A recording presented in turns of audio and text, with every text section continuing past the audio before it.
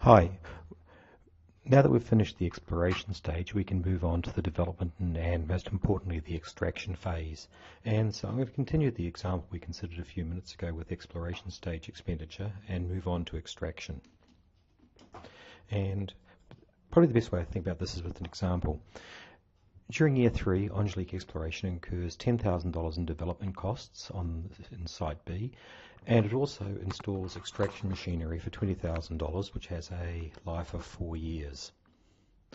So we need to recognise that expenditure, and we'd recognise the $10,000 in development expenditure as being added to the capitalised asset in terms of Area B, and we'd recognise machinery, $20,000 being purchased, and this will be accounted for in terms of AASB 116 property, plant and equipment. So in year 3 we complete our development, and let's move into extraction in year 4. And in year 4 we extract 2,000 kilos of our resource, which represents 20% of the resource that we discovered. Our extraction costs are $1.50 per kilo in cash, and we also have to amortise the development expenditure carried forward.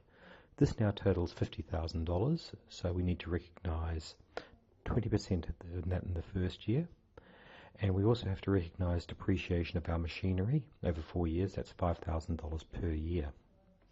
So we need to recognise that we're creating inventory, which has a value of $18,000 based upon $1.50 per kilo, $3,000 worth of development of cash expenditure, amortisation of $10,000 and depreciation equipment of $5,000. So that gives us a total inventory at cost of $18,000.